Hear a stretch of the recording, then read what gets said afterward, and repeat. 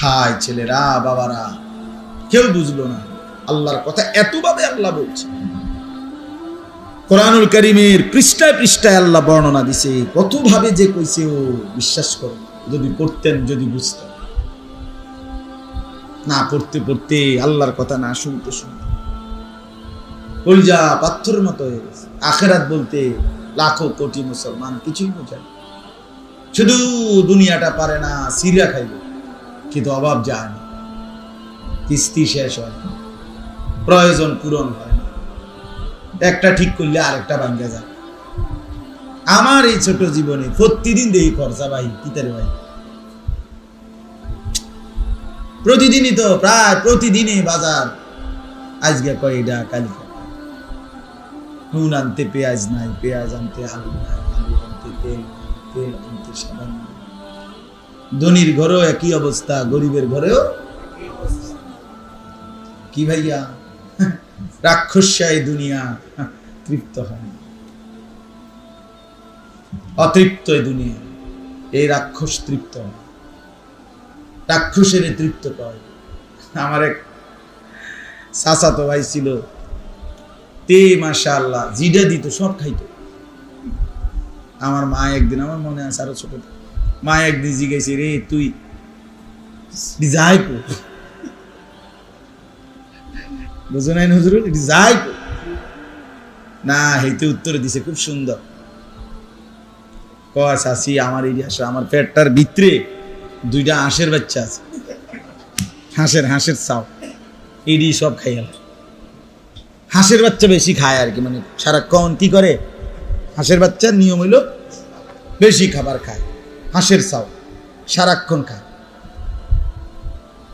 তাহলে দুনিয়া এমন এক রাক্ষস যে সব গিলে খায়, আবার হাত তৃপ্ত হয় না রে বাপ, তৃপ্ত হয়। এই জন্য আমরা প্রত্যেকেই ভাবতে হবে, এই ছোট্ট মজলিস তো এইটা আমার কথা হইল, যেহেতু নাম যেভাবে হোক সুন্দর লাগছে, পছন্দ হয়েছে, দেওয়া হয়েছে তারবিয়াতুল উম্মাহ, তো এখন যেন এখানে উম্মতের তরবিয়ত, উম্মতের জীবনের পরিচর্যা, মানুষের জীবন গঠন, এইটার ফিকির যেন হয়। আমরা দোয়া করি, কি বলেন, আল্লাহ কবুল করে নেন, আপনার সন্তানকে পড়তে দেন। আমি আর মজার কথা শোনো, আমি আরো 2 মাহফিলে এই ঘটনাটা বলছি। এইখানের একটা ঘটনা, ওই দিন আমি যে এখানে কয়দিন আগে আসছিলাম অল্প একটু সময়ের জন্য, খুব সম্ভব কোন নামাজ পড়ছি এখানে আইসা, এখানে বাচ্চাদের সাথে যে কথা কইলাম এনে মাগরিবের পরে, তো মাগরিবের নামাজের পরে এখানে আমি ঢুকছি এই কয়দিন আগে, গত সপ্তাহে আর কি, 3-4 দিন হবে বা 5-6 দিন আগে। তো ছোট্ট ছোট্ট বাচ্চা কয়জন এনে পড়তেছে কায়দা আমপারা। পরে আমি এখানে এই শুধু এই বাচ্চাগুলো, কেউ ছিল না ওই দিন, কোনো মাহফিল না, এমনি আইছিলাম। তো এই বাচ্চাগুলোরে বৈশা ওরা আমারে চাইছে যে অফিসে বসাইতে, আমি বললাম না, আমি বাচ্চাদের সাথে বসি, ওদেরকে নিয়ে একটু কথা বলি, দোয়া করি। পরে বাচ্চাদের সামনে আমি 20-25 মিনিট কথা বলছি। তো তখন আমি খেয়াল করছি একটা বাচ্চা, ছোট্ট ছোট্ট পিচ্ছি পিচ্ছি বাচ্চা, একটা ছেলে, সে চোখ এমনভাবে তাকাইছে আমার দিকে, পুরা কথাটা এইসব মনোযোগ দিয়ে শুনছে, আমার তার চেহারাটা মনে রাখছি। এবং পরে আমি মাদ্রাসা দিয়েও বলছি যে ছোট বাচ্চার মধ্যেও শুনবার আগ্রহ আছে। ওই বাচ্চাটা আমার দেখছি যে ওইখানে বসা ছিল, হে খুব মনোযোগ দিয়া যে হুজুর কি কইতেছে শুনতেছে। এজন্য সন্তানকে গড়া, বাপ বিশ্বাস করেন, একটা বাচ্চার জীবন গঠন করা, তারবিয়ত, তাকে গড়ে তোলা কষ্টসাধ্য কাজ, কিন্তু এটা মূল কাজ, এটা মূল কাজ, এটা গুরুত্বপূর্ণ কাজ। এক মুসলমান, এক মানুষ, এক পুরুষ, এক অভিভাবকের জীবনের সবচেয়ে বড় সার্থকতা স্ত্রী সন্তানের জীবন গঠন। সেই সফল, সেই কামিয়াব। 100 কোটি টাকার বাড়ি, এটা কোনোভাবেই সফলতার কিচ্ছু না, কিচ্ছু না, কিচ্ছু না। 50 লাখ টাকার ফার্নিচার ঘরে আছে, 50 বছরও একটা ফার্নিচারও 50 বছরের ব্যবধান লাগবে না, 20 বছরের ভিতরে এটি সব হালাই দিব মানুষ। এই পরিবারের এরা এটি চলে না, চলে না এগুলো। এই যে এই সোফা হেদিন কেন আইছে, এই যে এনে কাঠের লগে আরো একটা বস্তা বুস্তা লাগাইছে, এটি আগে ছিল না তো, এখন নতুন ফ্যাশন আইছে। আরেকটা আইলে এটি কবি হালাও বাঘ বাঘ। অথচ যেই বেচারা বানাইছে ঘরওয়ালা, সে তো কষ্ট করে বানাইছিল। তো তাইলে দুনিয়া অল্প সময়ের ব্যবধানে দুনিয়ার চাকচিক্য বদলে যায়, ফ্যাশন বদলে যায়, ডিজাইন বদলে যায়। কিন্তু যে বাচ্চার কলিজার ভিতরে কেউ আল্লাহর কোরআন দেয়, রাসূলুল্লাহর হাদিস শিখায়, নামাজের সেজদা যেই কপালে লাগে, খোদার কসম মৃত্যু পর্যন্ত না, শুধু এটার কবরেও হারায় না, আখিরাতেও হারায় না, জান্নাতেও হারায় না। এটা সিন স্থায়ী প্রমাণ কোরআনের আয়াত। আল মালু ওয়াল বানুন জিনাতুল হায়াতিদ দুনিয়া। আল্লাহ বলেন সম্পদ এবং সন্তানাদি এটা কেবল দুনিয়ার সৌন্দর্য, এটা শুধুই কেবল দুনিয়ার চাকচিক্য। তাইলে স্থায়ী কি? আল্লাহ বলেন ওয়াল বাকিয়াতুস সালিহাতু খায়রুন ইনদা রাব্বিকা সাওয়াবান ওয়া খায়রুন আমালা। আল্লাহ বলেন স্থায়ী বাকিয়াত মানে স্থায়ী একমাত্র সালিহাত, নেক আমল, সেজদা, কোরআন, জিকির, তেলাওয়াত, হজ, যাকাত, রোজা, তাহাজ্জুদ, হালাল হারামের পার্থক্য, আল্লাহর রাস্তায় দান, আল্লাহর রাস্তায় সাদাকা, এই সব কিছু স্থায়ী।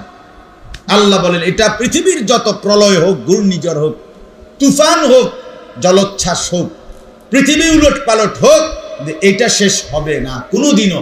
আর আল্লাহ বলেন এই নেক আমল, সেজদা, তেলাওয়াত, কোরআন, জিকির, দান, সাদাকা, এর দ্বারাই তুমি বান্দা দুইটা জিনিস, এক হইল আমি আল্লাহর কাছ থেকে সওয়াব এটা আশা করতে পারো, আর দুই হলো ওই সওয়াবের বিনিময়ে জান্নাতের আকাঙ্ক্ষা তাও করতে পারো। হ্যাঁ, যদি জান্নাতের প্রত্যাশা করো, যদি আমি আল্লাহর কাছ থেকে কোনো বিনিময়ের আশা করে থাকো, তাহলে সেটা হলো ইবাদতের মধ্যে, ইবাদতের। হ্যাঁ, ওয়াল বাকিয়াতুস সালিহাত, বাকিটা দুনিয়ার সৌন্দর্য।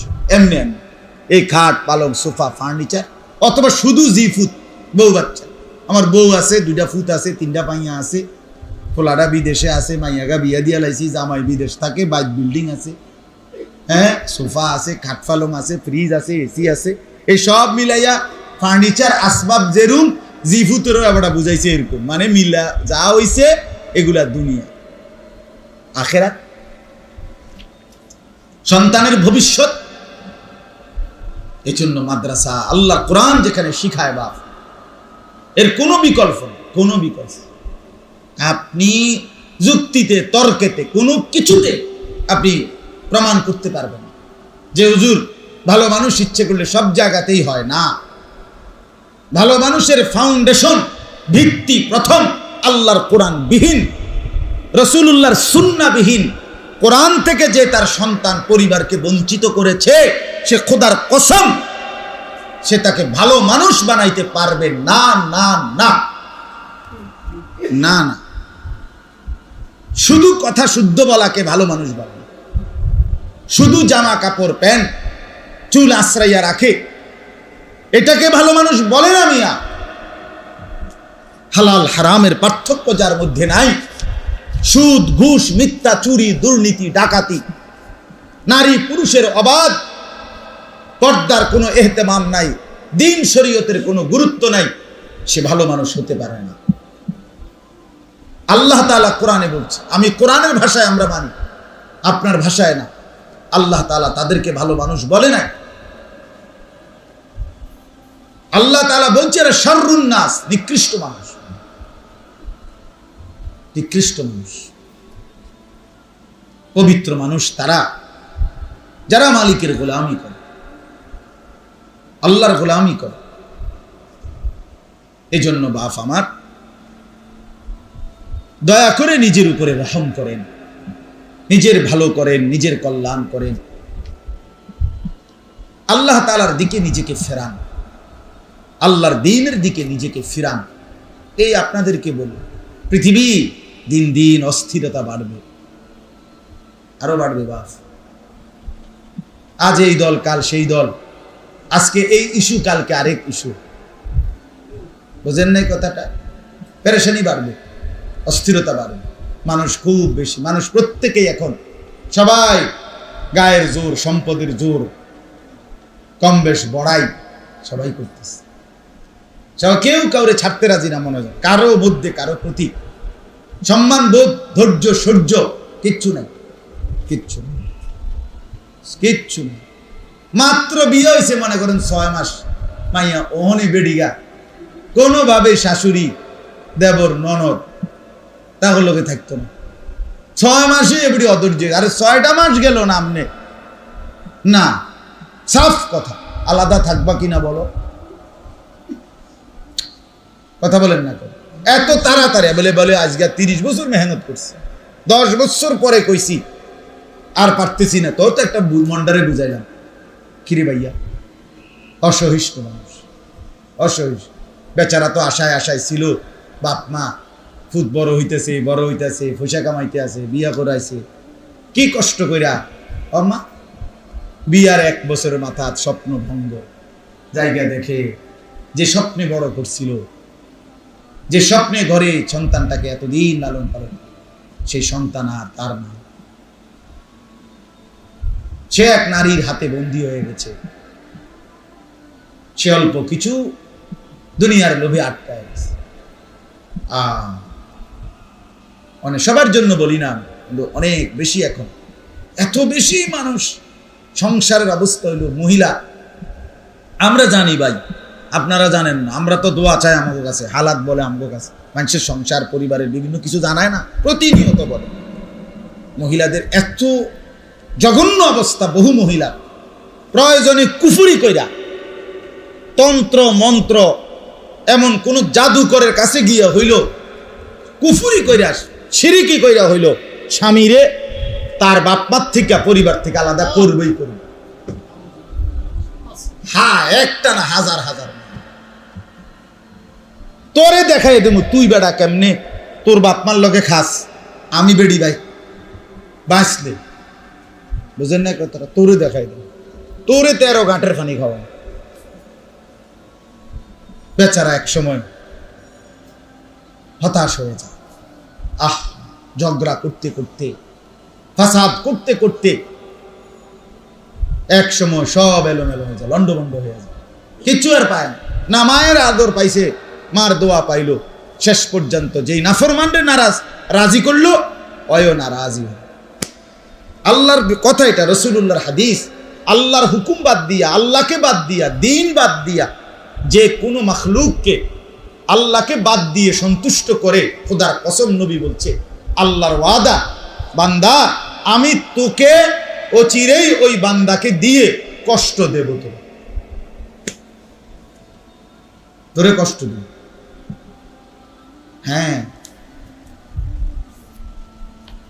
যে ছেলেকে আহ্লাদ করে ছেড়ে দিছে মা বাপ, ওই ছেলেই কষ্ট দিবে, প্রতিদিন কষ্ট দিবে, অচিরেই কষ্ট দিবে। মনে করছে যাক আল্লাহ করে তারে বিদেশ পাঠাই দিই, এরপরে আপনার পরিচয় থেকে আলাদা হয়ে গেল। আল্লাহ আমাদেরকে বুঝার তৌফিক দান করেন। এই জন্য আমার ভাই, আমার বন্ধু, আমি এই এক কথা দিবানিশি বলতেছি, বলি আর কি বলতাম। মানুষের এই পেরেশানি দেখলে শুনি, নিজের অহরহ ঘর পরিবার অস্থির, ছেলেটা কথা শুনে না, মেয়েটা পর্দা করে না, বউয়ে স্বামীর নিয়ন্ত্রণে নাই। ওফো, এ কেমন জিন্দেগি, এ কেমন জীবন। রাসূলুল্লাহ সাল্লাল্লাহু আলাইহি ওয়াসাল্লাম এবং আল্লাহর কোরআন স্বামী স্ত্রীর বন্ধন কি বলছিল? লিতাসকুনু ইলাইহি। কেন বিবাহ? আল্লাহ বলছে উদ্দেশ্য হলো পুরুষ তার স্ত্রীর কাছ থেকে সুকুন, প্রশান্তি লাভ করবে। কোরআনের স্পষ্ট। ওয়ামিন আয়াতিহি আন খালাকা লাকুম মিন আনফুসিকুম আজওয়াজা। এই সূরা, যেই সূরার আয়াত আমি পড়েছি এখন, এটারই আয়াত। আল্লাহ বলেন আমার কুদরতের নিদর্শন, আমি প্রত্যেকটা পুরুষের দেহের অংশ থেকেই তার স্ত্রীদেরকে বানিয়েছি। কেন?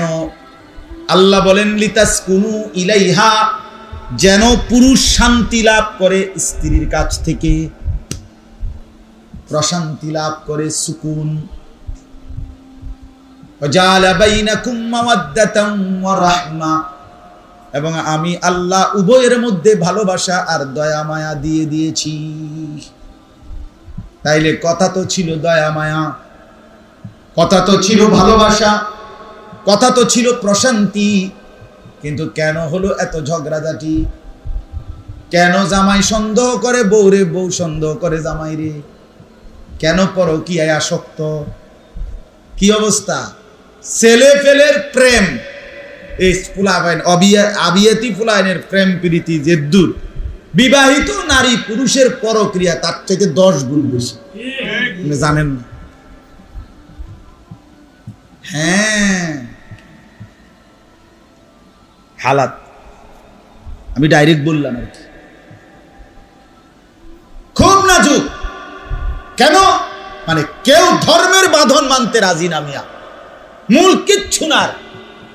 প্রত্যেকে যদি সিদ্ধান্ত নিত আমার স্ত্রীর ব্যাপারে আমার দায়িত্বটা কি, আমার ছেলের ব্যাপারে আমার দায়িত্বটা কি, আমার মেয়ের ব্যাপারে আমার দায়িত্বটা কি, আমার রোজগার করার ক্ষেত্রে আমার দায়িত্ব কি, আমি বুঝি মরি বাসি, হালাল হারাম, চুরি ডাকাতি, ওজনে কম দিয়া, মিথ্যা বললা, বাটপারি করিয়া, সিটারি করিয়া, কিস্তিতে পারি, যেমনে পারি, মানুষের মাথাত বাড়ি দিয়া পারি, টাকা আমার লাগবেই। তোমারে এত বড় বাধ্য কে করছে বেটা? কোন শয়তানে বলছে তোমারে? কোন ইবলিসে বলছে যে হালাল হারাম সব বাদ দিয়া তুমি শুধু পয়সা কামাই করো? বলছে এটা, কোরআন বলছে এটা, কথা বলেন না কেন? রাসূলুল্লাহ বলছে এটা। আর আচ্ছা, আল্লাহ রাসূল রাখেন, সরকার বলছে এটা, তো কে বললো? তারে বললো কে? কেন আমরা এটা বুঝি না মিয়া? কেন মিথ্যা বলেন? এই মুসলমান যারা রোজগার করেন, কেন ওজনে কম দিবেন? কেন সুদে টাকা নিলেন? কেন কিস্তি নিলেন? বলেন, কেন হারাম খাইলেন? বলেন মিয়া। অভাবের কারণে, কয় টাকার অভাব ছিল? রিজিকের জন্য কি কষ্ট করছেন? হালাল উপার্জন করা তো ফরজ করছেন আল্লাহ, নবীজি বলছেন। আপনি মেহনত করবেন না কেন? পরিশ্রম করবেন না কেন? তলাবু কাসবিল হালালি ফরিদাতুন বাদাল ফরিদা। আল্লাহ বলছে, নবীজি বলছে, 5 ওয়াক্ত নামাজ রোজার পরে এক মুসলমানের উপরে হালাল উপার্জন তালাশ করা ফরজ। ইসলাম শুক্রবারও অবসর দেয় না। সরকারে ছুটি দিছে মিয়া শুক্রবার, ইসলামে কোনো শুক্রবারে ছুটি নাই। কোরআন সুন্নাহর আলোকে শুক্রবার ছুটির দিন, কথা বলেন না কেন? না না না, সপ্তাহের কোনো দিনে ছুটির কোনো দিন নেই, ইসলামে কোনো ছুটির দিন নেই। বাস্তব কথা এটা। প্রমাণ কি? প্রমাণ হলো কোরআনে আছে, আল্লাহ বলছে, হে ঈমানদারগণ, জুমার দিন, শুক্রবার দিন যখন আজান দেয়, তখন তোমরা মসজিদে নামাজের দিকে ছোট, ওয়াদারুল বাইআ, এবং বেচা কিনা বন্ধ করো। তাই মানে কি বুঝা গেল? বুঝা গেল 12টা 20-এ যখন আজান হয়, তার আগ মুহূর্তে দোকান বন্ধ করো, এর আগ পর্যন্ত বেচা কিনা চলবে। নাইলে তো কথা হইতো যে, হে ঈমানদারগণ, বৃহস্পতিবার রাত 10টার থেকে, ওমা কথা কয় না, কথা ছিল এটা না, বৃহস্পতিবার থেকে আর কি করবা না, দোকান খুলবা না। কই এটা বলছে? আচ্ছা, আবার কি বলছে?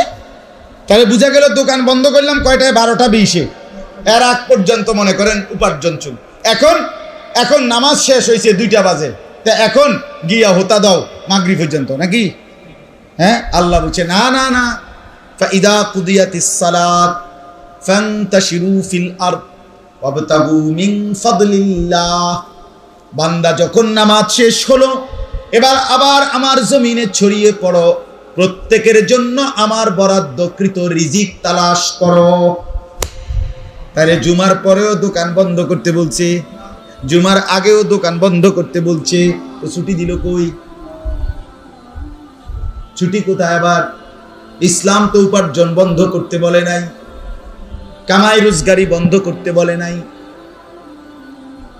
আল্লাহ তো বলে নাই দুনিয়া ছেড়ে দাও, বলেছে আল্লাহকে ভুলে না যাও, বলেছে আল্লাহকে সঙ্গে রাখো, বলেছে ওয়াবতাগু মিন ফাদলিল্লাহ, বান্দা আমার রিজিক তালাশ করো। যদি বলেন আল্লাহ আর ওয়াদকুরুল্লাহ কাসীরা, এই যে সাথে বলছি এটা শুধু আমি আল্লাহকে বেশি বেশি মনে রাখো, লাআল্লাকুম তুফলিহুন। যদি দুনিয়া তালাশ করো আমি আল্লাহকেও মনে রাখো, তাইলে নিশ্চিত আমি বললাম তুমি নিশ্চিত সফল হবে, কামিয়াব হবে। দুনিয়াও চলবে, আখিরাতও চলবে, আখিরাতও চলবে। আলহামদুলিল্লাহ, আল্লাহ আমাদেরকে বুঝ দান করুন।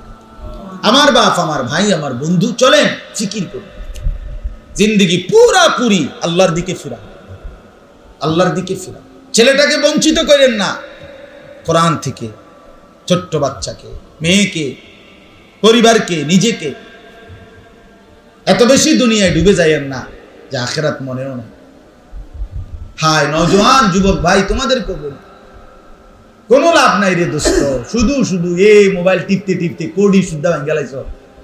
কিন্তু যেই বেডি রে তুমি চাও, বেডি কোনো তোমার কাছে আইতো না। হিন্দি সিনেমার নর্তকিরি দিয়ে তুমি করবেটা কি? হুদ্দা কামে ব্যাক কল। রাস্তার বেডি যে টিকটক করে, যে ফেসবুকে নিজের ছবি, নিজের শরীর অঙ্গভঙ্গি আপলোড করে, তো সে কি তোমার মতো এক বেড়ারে দেখাইয়া খুশি হইব? হে তো দেখাইছে কোটি কোটি মানুষের জন্য, তো তোমারে তো একলা তোমারে দিয়া লাভ কি? তুমি চরিত্র নষ্ট করে লাভ হইল কি? কথা বলেন না কেন? বেডির যদি এক পুরুষ দিয়ে হইতো, তো বেডি কি এত মানুষের লাগে দেখাইতো? এটা তো বেডি তো হিসাবে বুঝাই দিছে যে আমি কোনো এক পুরুষে তৃপ্ত নই। কাজে তুমি একক যুবক, আমারে দেখা যদি ঘুম মারো, চরিত্র নষ্ট করো, শরীর নষ্ট করো, কাপড় নষ্ট করো, শেষ পর্যন্ত যৌবন তোমারই নষ্ট হবে, আর কিচ্ছু লাভ হবে। আমি তো তোমার জন্য না, আমি তো উন্মুক্ত প্রদর্শনীর জন্য দিছি নিজেকে। নাউযুবিল্লাহ। এই জন্য ভাইয়া চরিত্র নষ্ট না করি, আখলাক নষ্ট না করি। কি লাভ? কি অর্থহীন এই কাজের মধ্যে কি ফায়দা? দুনিয়ার কামাই করুক, যার বেলা আমার অবসর, আমি কি করবো? অবসরে তুমি উপার্জনের আরো কোনো ফিকির করো, হালাল উপার্জনের চেষ্টা করো, ছোট্ট কোনো কাজ হোক। আল্লাহ আমাদেরকে তৌফিক দান।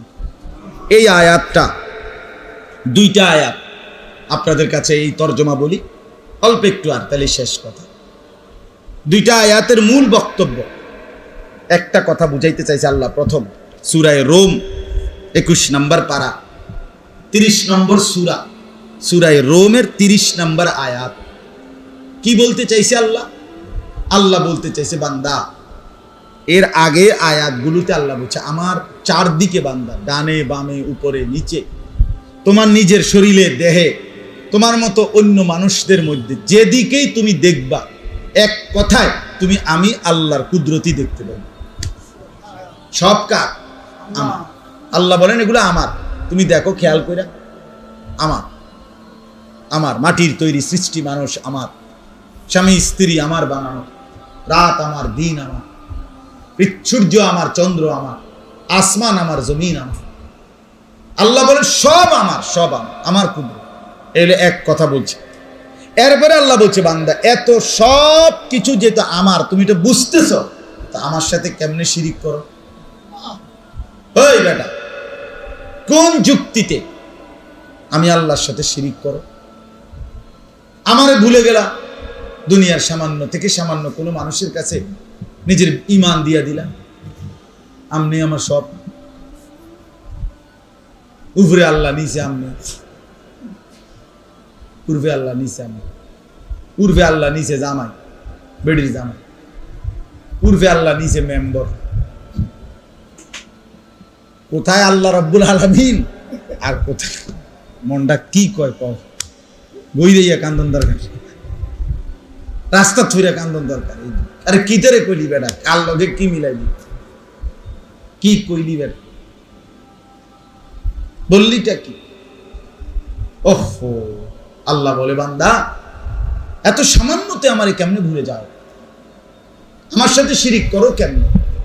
এই জন্য আল্লাহ তাআলা বলেন প্রথম বক্তব্যের আগ পর্যন্ত এই সূরাতে আল্লাহ এটা বুঝাইছে খুব গুরুত্ব দিয়ে, বান্দা দেখো আমার মতো মালিকের সাথে শিরিক করা মানায় না, মানায় না রে বান্দা, শিরিক করো না। আমার সব নইরা ওঠে, আল্লাহ যেন বলে বান্দা আমার আরশ নইরা ওঠে, আমি সব সইতে পারি বান্দা, 100 খুন আমি মাফ করে দেব, 70 বছরের গুনাহ আমি মাফ করে দেব রে, আমি সারা জীবনের নাফরমানি মাফ করে দিতে রাজি। তা আমার লগে কাউরে লাগাইও না, আমার এটা গায়ে সয় না, আমি সেটা মাফ করব।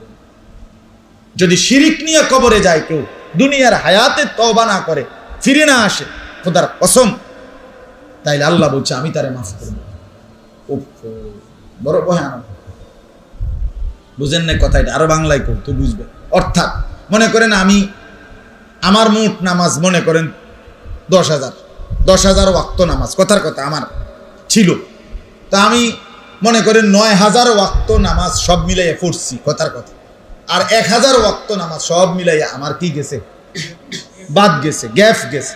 তো আমি তওবা আল্লাহর কাছে করছি অথবা করি নাই, কিন্তু আমি কবরে গেছি এই অবস্থা, এই গুনাহ নিয়া।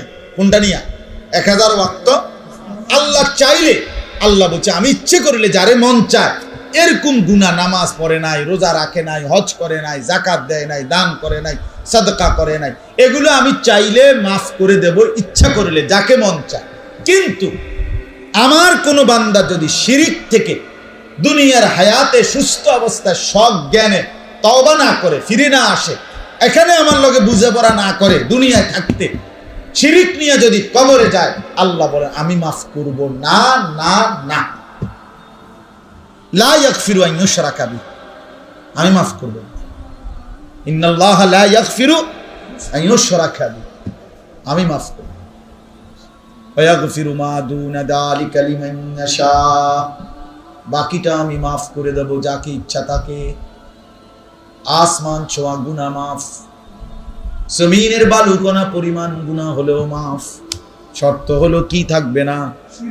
বলেন, আবার বলেন, শিরিক থাকবে না। আল্লাহ নবীকে বলছে বন্ধু আপনাকে আমি সর্বোচ্চ ভালোবাসি বন্ধু, আপনাকেও বলি শিরিক যেন আপনার দ্বারা 1 জাররা না হয়, হবে না জানি বন্ধু, এর উপরও আপনারে বললাম। নবীকে বলছেন আল্লাহ লা ইন আশরাকতা লা ইয়াহবাতান্না আমালুক, ডাইরেক্ট একক শব্দ, নবীকে ডাইরেক্ট বলছে, একজন শুধু নবীজিকে বলছে এটা কথাই, একক শব্দ। আরে আল্লাহ বলছে বন্ধু আপনি যদি 1 জাররা শিরিক করেন, আপনার পুরা জিন্দেগীর আমল আমি একসাথে শেষ করে দেব, আপনার 23 বছর অ্যাক্টিভে ডিলিট করে দেব।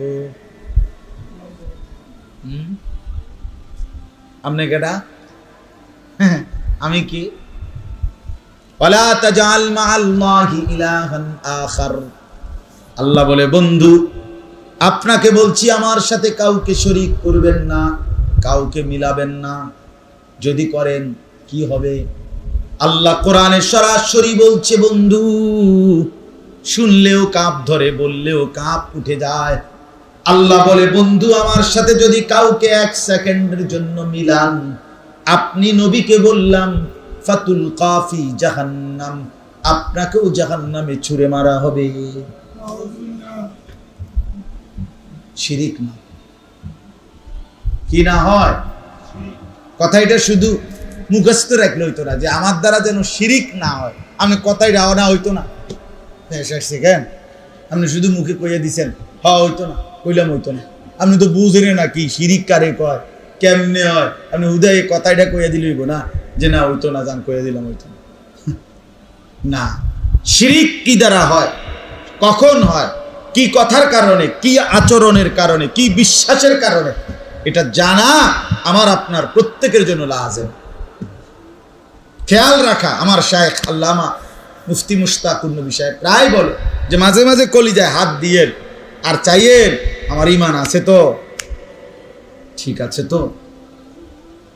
এবার আল্লাহ বলেন, অতএব কি করো না, শিরিক করো না বান্দা। তাহলে এখন কি করবে?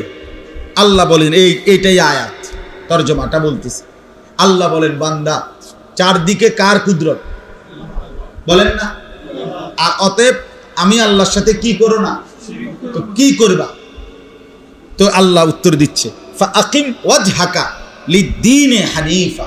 এটা শোনো মনোযোগ দিয়ে, কি বলছে আল্লাহ। আল্লাহ বলেন, অতএব হে আমার বান্দা, প্রত্যেককে বলি, একজন একজন করে আল্লাহ বলছে, প্রতিটা ঈমানদার, প্রতিটা মুমিন, তোমাদের সবাইকে আমি বলতেছি, আল্লাহ বলেন, ফাআকিম ওয়াজহাকা লিদ্দীনে হানিফা। একনিষ্ঠভাবে তোমরা প্রত্যেকেই তোমাদের পুরা চেহারা, পুরা দেহ, পুরা জিন্দেগি একনিষ্ঠভাবে আমার দ্বীনের দিল, দিমাগ, চিন্তা, চেতনা, আচরণ, উচ্চারণ, আচার ব্যবহার, লেনদেন, ঘর বাহির, বাজার সংসার, ব্যবসা চাকরি, আয় রোজগার, সব কিছুতে আমার দ্বীনের দিকেই ফিরে থাকে। মসজিদে ঢুকছো, নামাজ পড়ছো নবীর তরিকায়, বাজারে ঢুকছো, ব্যবসা করছো বেঈমানের তরিকায়, তো এটা তো হলো না বান্দা। মসজিদে ঢুকছো, নামাজ পড়ছো আল্লাহর তরিকায়, বের হয়েই আবার চা দোকানে, টেলিভিশনের সামনে বসে গেছো, এটা কেমন হলো বান্দা? এটা কেমন হইল? এক আলেমকে দেখে বললা যে হুজুর দোয়া করেন আল্লাহ যেন ব্যবসাটায় বরকত দেয়। ও মায়ের পরে হুজুর সরে যাওয়ার পরে আপনি কইতে আছেন কাঁচা মিথ্যা কথা, দিলেন ওজনে কম, নিলেন সুদ, নিলেন কিস্তি, তো কার কাছে দোয়া চাইলেন? কীর্তেন দোয়া চাইলেন? কথা বলেন না, কি দোয়াটা চাইলেন? হ্যাঁ, গুনাহের উপরে দোয়া চাওয়া, হারামের উপরে দোয়া চাওয়া জায়েজ আসেনি মৌলানা? ওই মুফতি সাহেব বলেন, গুনাহের উপরে দোয়া করলেও তো ঈমান থাকবে না। দোয়া করলো আমরা, এই জন্য আমি তো সবসময় করি, আমরা হুজুররা ফেঁস ভাঙ্গেই দোয়া করি, পাবলিক টের পায় না। কত রং বেরঙ্গের কথা কয় না আমার কাছে দোয়া, আমরা এই ফেঁস ভাঙ্গেই করি। আমরা যে বলি আল্লাহ প্রত্যেকের নেক মাকসাদ পূরণ করে দেন, এই নেক মাকসাদ, নেক উদ্দেশ্য মানে যেটা হলো হালাল বৈধ, এইটা আপনি পূরণ করে দেন। হেতে কক হেতে সার ডালাই দিব দোয়া করেন, টাকা হইলো সুদের, আমরা কোনো এটা কইছি না, আমরা ফ্যাঁস ভাঙ্গিয়েই কইছি, আমরা এই বুঝ করেই কই। কারণ আমি তো জানি সে তো আমারে টাঙ্গাইয়া ফিরবো ফেরেস্তা, যে তোমার 200 টাকা দিব মনে করছো, তুমি একবারে দোয়া করে বাসায় এলাইছো 100 টাকার জন্য। আল্লাহ আমাদেরকে মাফ করে দেন। ফাআকিম ওয়াজহাকা লিদ্দীনি হানিফা।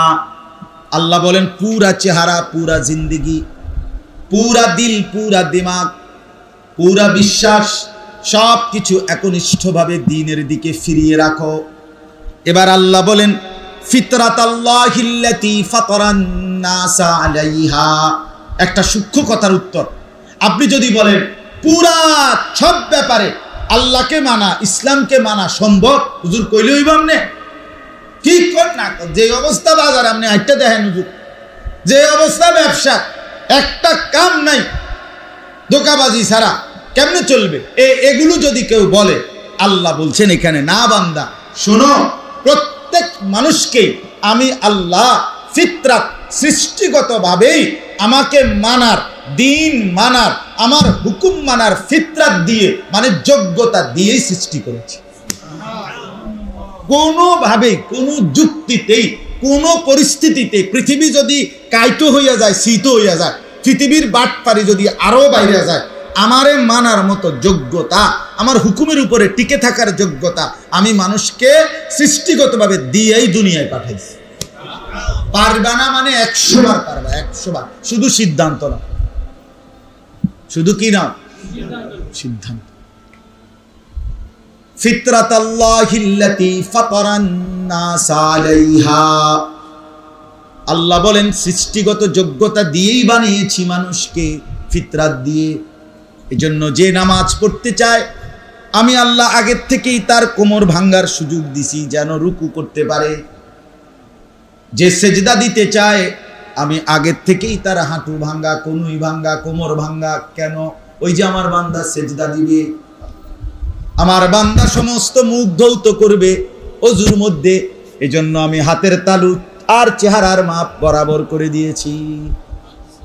আমার বান্দা তসবিহ পড়বে 33 33 34, এই জন্য 4টা আঙ্গুল সোজা রেখে একটা আঙ্গুল আমি ওই দিকে ফিরায় দিছি, যেন আরামসে তসবিহ গুনে গুনে পড়তে পারে। হ্যাঁ, আমার বান্দারে বলছি ফরজ গোসল করতে নাকের নরম জায়গা পর্যন্ত পানি পৌঁছাইতে।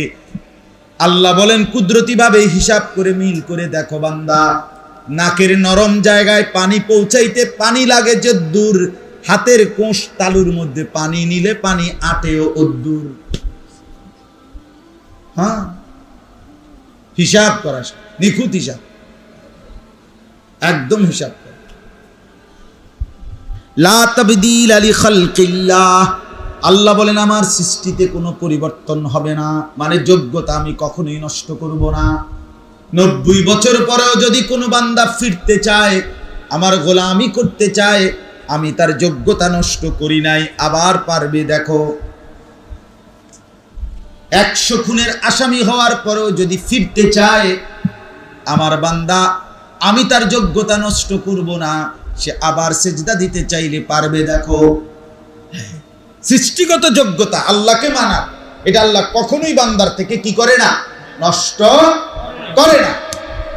যালিকাদ দীনুল কাইয়্যিম, আল্লাহ বলে এটাই হচ্ছে অকাট্য বিধান, যে তোমার যোগ্যতা একবার যে আমি দিছি, এটা আর কোনোদিন আমি এটা খুলে ফেলে দেব না তোমার শরীর থেকে। যে তে আজকে জন 30 বছর কোনোদিন ফজরের নামাজ পড়ে না, যা ডাকাত, আর কোনোদিন তোরে 35 বছর পরে আর কোনোদিন পড়তে চাস আর পারতি না, আল্লাহ বলে না, এমন হবে না।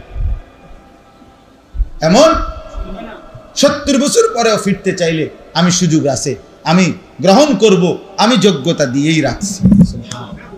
ওয়ালাকিন্না আকসারান নাসি লা ইয়ালামুন, কিন্তু অধিকাংশ মানুষ বিষয়টা বোঝে না।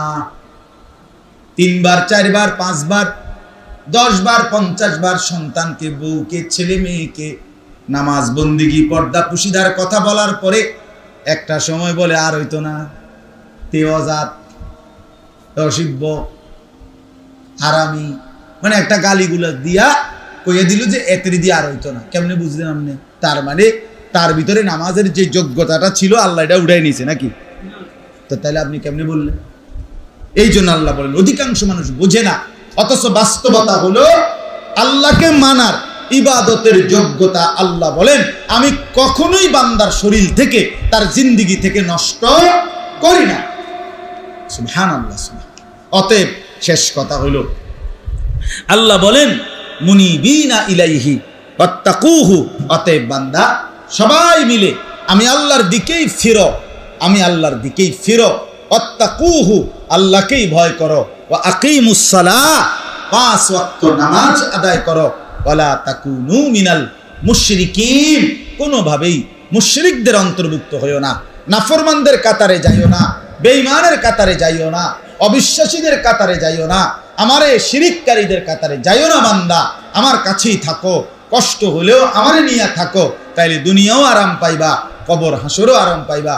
নাইলে বান্দা মৃত্যুর থেকে নিয়ে চোখ বন্ধ হইলে বাকি জিন্দেগি অনন্তকাল কষ্টই পাইবা, কষ্টই পাইবা। হাসবা না আর কোনোদিন, এই চোখে আর এই মুখে কোনোদিন আর হাসি ফুটবে না। কোরআনে লা ইউফাত্তারু আনহুম ওয়া হুম ফীহি মুবলিসুন, আল্লাহ তাআলা বলে জাহান্নামীকে 1 সেকেন্ডের আযাবের বিরতি দেওয়া হবে না, 1 মিনিট। লা ইউফাত্তারু, ফাতরাত মানে বিরতি নাই। ওয়া হুম ফীহি মুবলিসুন, আল্লাহ বলে জাহান্নামী কোনোদিন আর হাসি মুখ নয়, বরং বিমর্ষ মলিন চেহারা নিয়ে থাকবে, লক্ষ কোটি বছরে আর কোনোদিন হাসবে না, আর কোনোদিন না। আম আবরামু আমরান ফাইন্না মুবরিমুন, এটা বড় সাংঘাতিক একটা কথা, কোরআনে আয়াত। আল্লাহ বলে নাফরমানগণ তোমরা তোমাদের, আমি আল্লাহ তোমাদেরকে কিভাবে শাস্তি দেব আমার প্রস্তুতি আমি নিয়েছি, তোমরা আমার থেকে বাঁচবা কিভাবে তোমাদের প্রস্তুতি তোমরাও নিতে থাকো। ঠিক আছে নাফরমান, এই বেনামাজি ছেলে, ঠিক আছে, তুই আল্লাহর সাথে লড়বি কেমনে, রেডি হ, দেখা যাবে কেমনে, দেখা যাক। গাঁটতারামি করো, হ্যাঁ, তুমি মনে করছো আসরের ময়দান এটা তোমরা মসজিদের ইমাম সাহেব হিসাব নিব? হ্যাঁ, না না, হেতে এটাই মনে করছে, বুঝছেন না কথাটা? হাসরের ময়দান তারার ব্যবসা মিললে হিসাব নিব তারা। হ্যাঁ, তুমি কি ভাবছো? এটা সুদখোর, হারামখোর, এটা ভাবা উচিত। বেহায়া বেপর্দা নারী, এটা ভাবা উচিত যারে কার সাথে গাদ্দারি করছিস। আল্লাহ বলছেন আম আবরামু আমরান, তোমরা কি তোমাদের ব্যবস্থা নিয়েছো? ইন্না মুবরিমুন, আমার ব্যবস্থা কিন্তু আমি নিয়ে আনিছি। বুঝেন নাই কথা? এটা কি সাংঘাতিক কথা! এটা যেন মানে ডাইরেক্ট ঘোষণা আর কি, এই নাফরমান, আমারটা আমি রেডি রাখছি, আজাদ আসিস, দেখমু তুই আমার লগে কেমনে লড়স। কোরআনে আছে না, فَإِن لَّمْ تَفْعَلُوا فَأْذَنُوا بِحَرْبٍ مِّنَ اللَّهِ وَرَسُولِهِ। আল্লাহ বলে সুদখোররা শোন, হারামখোর সুদখোর যদি না ছাড়িস তাইলে মনে রাখিস আমি আল্লাহ আমার কোরআনে আমার রসুলকে সাথে নিয়ে তোদের সাথে যুদ্ধের ঘোষণা দিলাম। সরাসরি কোরআন, কিসের ঘোষণা দিলাম? যুদ্ধের ঘোষণা দিলাম। ঠিক আছে, তোর লগে আমি বুঝুম, তোরে আমি বুঝামু,